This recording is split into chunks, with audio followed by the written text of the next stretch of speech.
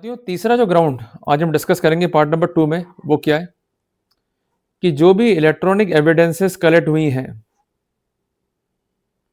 उनकी जो कस्टडी है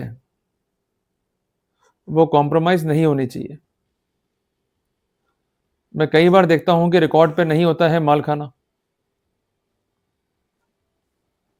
या मालखाना रजिस्टर होता है तो उसमें एंट्रीज नहीं होती है। इस पॉइंट को आप करते हो ओवरलुक, मत करो। अगर इलेक्ट्रॉनिक एविडेंस प्रॉपर तरीके से प्रिजर्व नहीं हुई है, मैं लिख रहा हूं गोल्डन रूल्स को, if it is not preserved in the proper way, या जो कस्टडी है वो कॉम्प्रोमाइज्ड है, तो ऐसे सिनेरियो के अंदर हमें मिलेगा बेनिफिट 100%, मीन्स 100%। क्लियर हो गया? तो किसी भी रूप में जो एविडेंसेस हैं उनकी जो कस्टडी है वो कॉम्प्रोमाइज नहीं हो सकती है। प्रोसिक्यूशन की ड्यूटी है एज पर section 104 of BSA to prove the case beyond reasonable doubt. हल्का से भी डाउट आ गया किसी भी पर्सपेक्टिव में, मींस एविडेंस जो है कॉम्प्रोमाइज है, तो वहां पर हम बेनिफिट ले सकते हैं। इसलिए बार बार मैं कहता हूं कि फाइल का रिव्यू करो, कमियां ढूंढो, डिफेंस लाइन को रेडी करो। एडवोकेट साहब के दफ्तर में जाके सिर्फ टाइम पास नहीं करना है, डिस्कस करना है फाइल पे। मैंने देखा है आप फाइल दिया तो डिस्कस तक नहीं करते हो। अरे भाई, आपका केस है, किसी को कोई फर्क नहीं पड़ेगा, आप जीतो चाहे हारो, इसलिए खुद लग जाओ अपने केस के ऊपर, पॉइंट निकाल लो। क्लियर है? बार बार पढ़ो फैक्ट्स को। जितनी बार फाइल को पढ़ोगे हर बार एक नई कमी निकल के आएगी, और कमी निकाल ली आपने तो फायदा आपको मिलेगा। और मैं दावे से कहता हूं हर एसीडी की फाइल में, सीबीआई की फाइल में 50% तक फैक्ट्स होते हैं कॉम्प्रोमाइज्ड। सिर्फ रिक्वायरमेंट क्या है कि आप उन फैक्ट्स पर काम करो। अगर आप नहीं करोगे तो आप मारे जाओगे। एग्जाम्पल लेते हैं, मिस्टर ए को जो है ट्रैप किया टीम ने, जो वॉइस फाइल है उसको ट्रांसफर किया किसी डिवाइस में। डिवाइस मींस सीडी या पेन ड्राइव।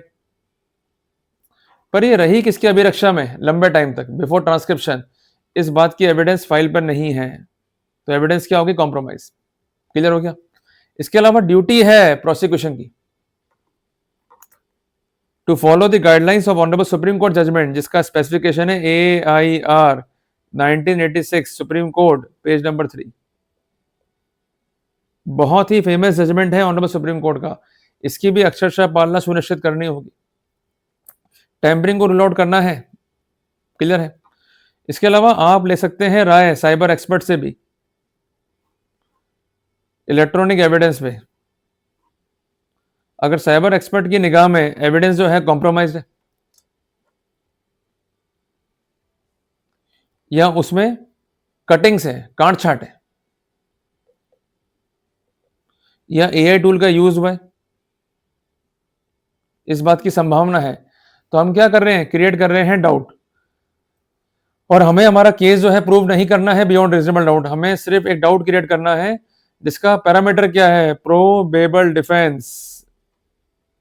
अगर डाउट क्रिएट कर दिया और डाउट जो है डाइजेस्टेबल है in the light of ordinary prudence, तो ऐसे सिनेरियो में आप बेनिफिट ले सकते हैं। इसके अलावा जो एंट्रीज हैं मालखाना रजिस्टर में, अगर वो मिसमैच कर रही हैं, फायदा मिलेगा। इसके अलावा जिन सील से इंस्ट्रूमेंट्स हैं उनको सील किया गया, क्या उनका बनाया गया सील इंप्रेशन? क्या उन्हें कार्रवाई के बाद रखा गया मालखाने में? अगर नहीं है तो एविडेंस कॉम्प्रोमाइज हो रही है। कुल मिलाकर के जो डिवाइस यूज हो रहे हैं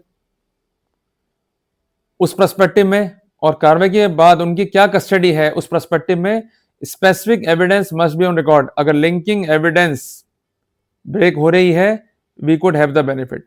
ये गोल्डन रूल्स हैं भाई, आप लिख लो और चेक करो अपनी फाइल में ये हुआ या नहीं हुआ। अगर नहीं हुआ है तो राइट टाइम है काम करने का,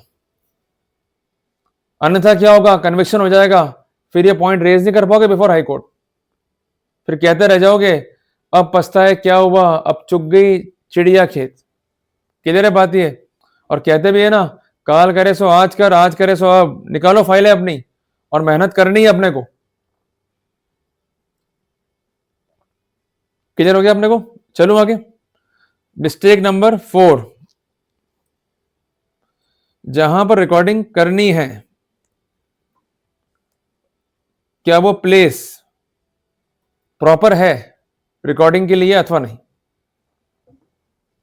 मैं बात कर रहा हूं रिकॉर्डिंग ऑफ वॉइस सैंपल के बारे में।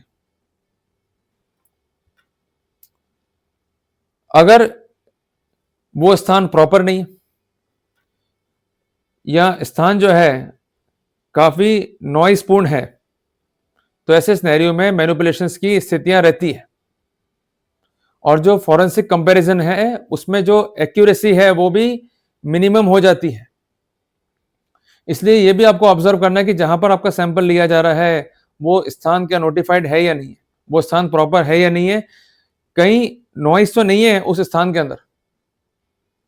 अगर स्पेसिफिक इन्वायरमेंट आपको प्रोवाइड नहीं किया जा रहा है तो सैंपलिंग अपने आप में ही इलीगल है।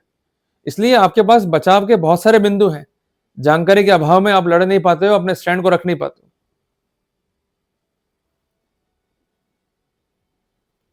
जब भी सैंपल लिया जा रहा है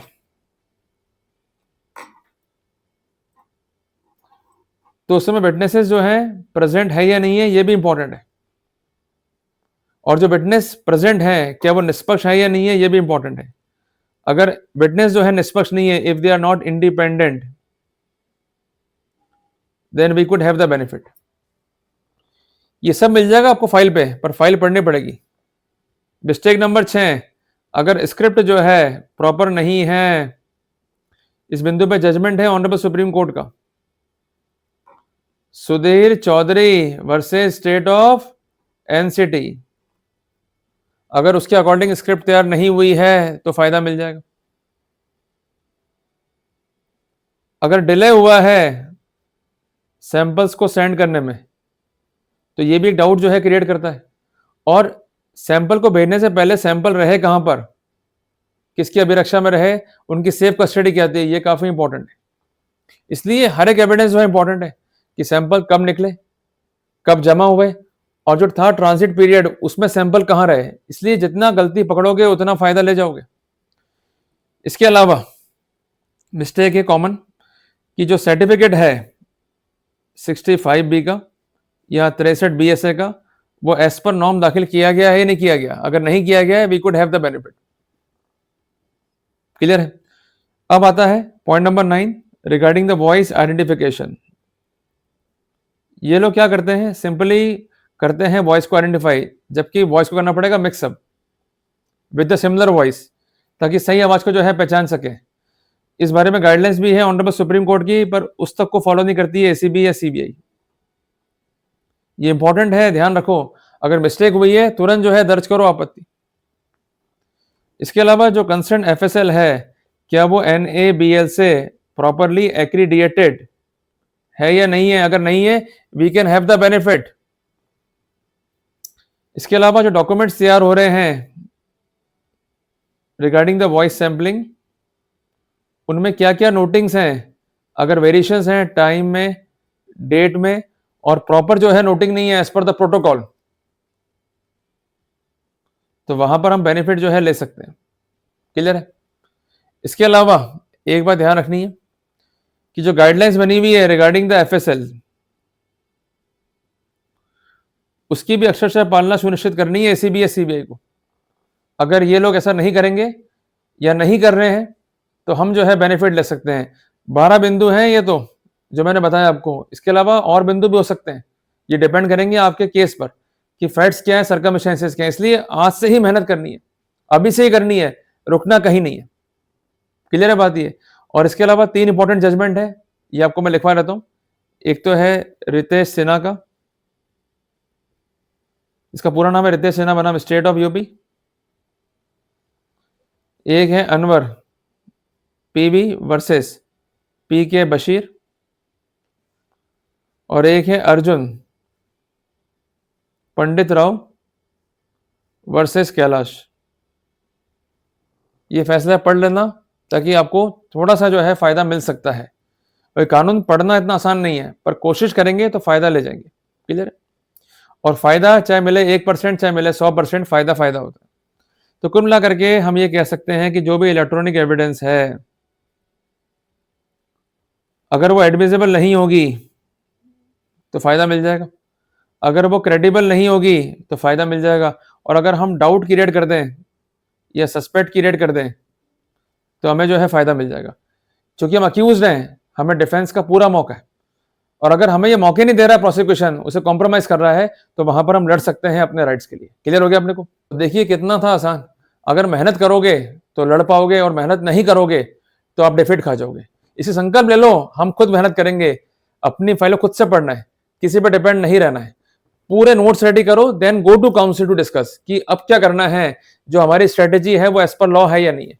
अगर मेहनत पूरी कर ली, आराम से अच्छी नींव रख ली, तो जीतोगे। ये बात दिमाग में सेट कर लो। क्लियर है बात ये?